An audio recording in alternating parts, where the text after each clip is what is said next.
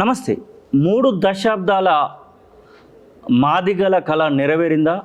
తెలంగాణ రాష్ట్ర ప్రభుత్వం అసెంబ్లీ సాక్షిగా పెట్టినటువంటి ఆ యొక్క బిల్లుతో, అలాగే వర్గీకరణకు సంబంధించినటువంటి విషయంలో 15% రిజర్వేషన్ను ఇచ్చినటువంటి విధానంలో సాటిస్ఫైగా ఉన్నారా? అడిగి తెలుసుకుందాం. మనతో పాటుగా తెలంగాణ ఉద్యమ గాయకుడు, కవి, రచయిత, ఎంఆర్పిఎస్తో నడుస్తున్నటువంటి గిద్దె రామ్ నరసయ్య మనతో పాటుగా ఉన్నారు. అన్న నమస్తే. ఏంటి అసలు తెలంగాణ రాష్ట్రానికి సంబంధించినటువంటి విషయంలో అసలు ఏమనుకుంటున్నారు? మాదిగ జాతి ఏమనుకుంటా ఉంది? ఇప్పుడున్నటువంటి పరిస్థితులలో అసెంబ్లీ సాక్షిగా మొత్తానికైతే బిల్ పాస్ అయింది. ఆ బిల్లు విషయంలో ఏమనుకుంటున్నారు? ఇవాళ 30 సంవత్సరాల కళ మందకృష్ణ మాదిగన్న చేసిన పోరాట ఫలితం సుప్రీంకోర్టు జారీ చేసినటువంటి సందేశం కావచ్చు, దాన్ని తీసుకొని రాష్ట్ర ప్రభుత్వం అసెంబ్లీలో ప్రకటించి దాన్ని నెరవేర్చుకొని మాట నిలబెట్టుకున్న ప్రభుత్వంగా మేమందరం భావిస్తూ ఉన్నాం. దానికి కృతజ్ఞతగా రేవంత్ రెడ్డి గారికి నమస్కారం తెలియజేసుకుంటున్నాం. ధన్యవాదాలు.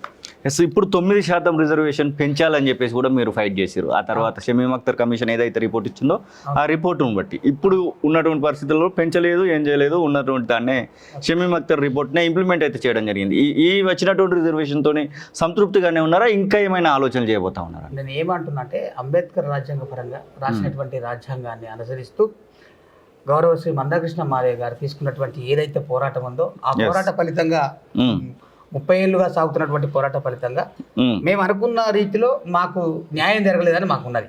ఓకే, అది 11% రావాలి అని మా నాయకుడు కొట్లాడుతూ ఉన్నాడు.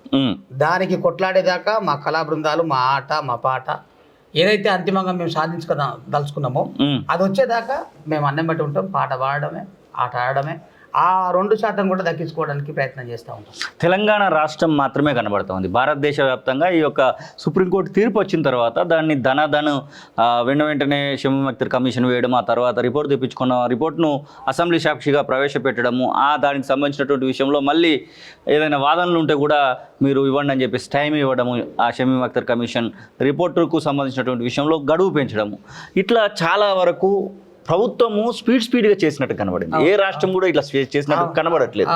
బిల్లు కూడా ప్రవేశపెట్టారు. ఆ బిల్లు కూడా ఆమోదానికి గవర్నర్ దగ్గరికి వెళ్ళింది. గవర్నర్ కూడా రేపు మాపు ఆమోదం తెలియజేస్తారు. చట్ట రూపం దాల్చబోతా ఉంది. తెలంగాణ రాష్ట్రంలో ఈ యొక్క జరిగినటువంటి విధానాన్ని ఎట్లా చూడొచ్చు అంటారు? అది అన్న, తెలంగాణ ఉద్యమం ఎప్పుడైతే విద్యార్థులు కావచ్చు, మేధావులు కావచ్చు, విద్యార్థుల అమరులు కావచ్చు, సకల జనుల సమ్మె కావచ్చు, ఆ రకంగా ఏ రకంగానైతే పోరాటం జరిగిందో ఈ 1,00,000 డప్పులు 1,000 గొంతులు అనే కార్యక్రమం కూడా అంతకు రీతిలో 100% ముందుకెళ్ళింది. అది చూసి అమ్మ ఇది బాగుండదు, వీళ్ళు అనుకున్న కోరికను మందకృష్ణ మాదిగ ఒక్కసారి పిలుపునిస్తే లక్షలాది మంది హైదరాబాద్ చేరుకునే అవకాశం ఉంది. కాబట్టి మళ్ళీ ఎక్కడ మనం ఇబ్బందులు పాలవుతామో, మనం రాబోయే మన రోజులలో మనకు మాదిగలకు మన ఉన్నటువంటి ఉపకులాలకు అన్యాయం చేసిన వాళ్ళు అవుతామనే ఉద్దేశంతో అది ముందుగానే వాళ్ళు కసరత్తు చేసుకొని ఒక 7వ తారీఖు నాడు ఆపడం జరిగింది. ఆ 7వ తారీఖు ఆపడం దాని వెనకాల ఈ అంత జనము, లక్షలాది జనాలు, 1,00,000 డప్పులే కాదు, లక్షలాది జనాలు రాబోతా ఉన్నారని చెప్పి ఇంటెలిజెంట్ వాళ్ళు చెప్పే ఆ సమాచారాన్ని బట్టి వాళ్ళు స్పీడప్ చేసినట్టుగా మాకు అనిపిస్తా ఉంది. అంటే ఇప్పుడున్నటువంటి పరిస్థితులలో మీరు సాటిస్ఫైగా ఉన్నారా? 9% రిజర్వేషన్ రావడము, దాన్ని ఇంప్లిమెంటేషన్ జరగబోతుంది అనేటువంటి భావన అయితే ఉందా అన్న? మా బిడ్డలకు ఎప్పుడైతే, మా దాంట్లో చదువుకున్నటువంటి బిడ్డలకు ఎప్పుడైతే సరిన్యాయం జరుగుతుందో, డాడీ ఇవాళ మాకు ఇది జరిగింది, అన్నా మాకు ఇది జరిగింది అని చెప్పి వాళ్ళు విన్నవించుకునే దాకా మా పోరాటం ఇంకా ముందుకు సాగుతూనే ఉంటుంది. తెలంగాణ ఉద్యమంలో మీరు ఉన్నారు, ఎంఆర్పిఎస్ ఉద్యమంలో ఉన్నారు. తెలంగాణ ఉద్యమం దాదాపుగా 20 సంవత్సరాలుగా పాటుగా జరిగినటువంటిది. మళ్ళీ తెలుగు దశ కలుపుకుంటే దాదాపు 25-30 సంవత్సరాలు జరిగినటువంటిది. అలాగే ఎంఆర్పిఎస్ ఉద్యమం కూడా. రెండింటి గురించి బేరు చేయాలనుకుంటే, ఇదేమో జాతీయ ఉద్యమం, అదేమో తెలంగాణ ఉద్యమం. రెండింటిలో పాల్గొన్నటువంటి వ్యక్తిగా మీరు. అయితే ఇక్కడ తెలంగాణలో బాధలు తెలుసుకున్నాం. తెలంగాణలో బాధలు ఉన్నాయి, తెలంగాణలో సంపద ఉన్నది. మా నీళ్లు మాకు కావాలి, మా నిధులు మాకు కావాలి, మా సంపద మాకు కావాలి అనే ఉద్దేశంలో మనకు అక్కడ దాన్ని ఏమంటారు అంటే, తెలంగాణలో ఉన్నటువంటి ఆకలి ఉంది, ఆకలి పోరాటం అక్కడ ఉంది.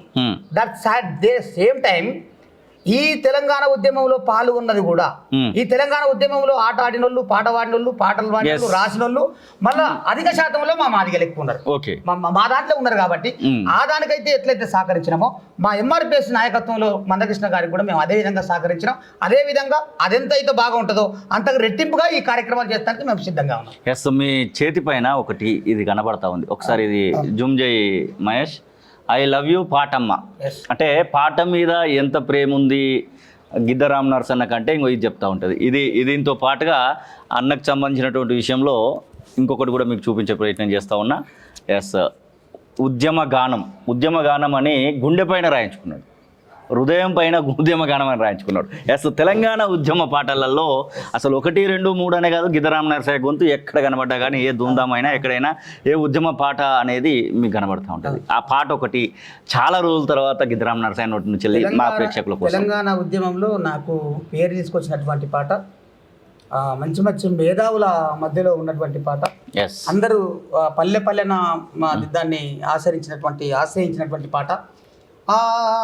కొమ్మాలల్లో కోయిలమ్మ పాట వాడుతున్నది, జై తెలంగాణ అన్నది, అలసిపోయిన లేడీ కూన గంతులేస్తానన్నది, కాలిగా చేగడతనన్నది, ప్రాణం పోయమే కాపిల్ల డప్పునైతనన్నది, దండోర వేస్తానన్నది, ఇప్పుడు పుట్టిన లేగా దూడ దుంకులాడుతున్నది, ధూమ్ధాము చేస్తానన్నది, కొమ్మాలల్లో కోయిలమ్మ పాట వాడుతున్నది, జై తెలంగాణ అన్నది, గోరు కోళ్ళు బడువంగా కూత వెడుతనన్నది, కొడిని దురాలేపుతున్నది, పిరికెడంత లేని పిచ్చుక పొరు చేస్తానన్నది, పొరుబాటానైతానన్నది, చెట్టు సేమలన్నీ ఊగి ఊపిరొస్తామన్నది, ఉద్యమాలు చేస్తానన్నది, పొడిసేటి పొద్దు కూడా పొద్దుగు కనన్నది, పోరుకు సై అంటున్నది, కొమ్మాలల్లో కోయిలమ్మ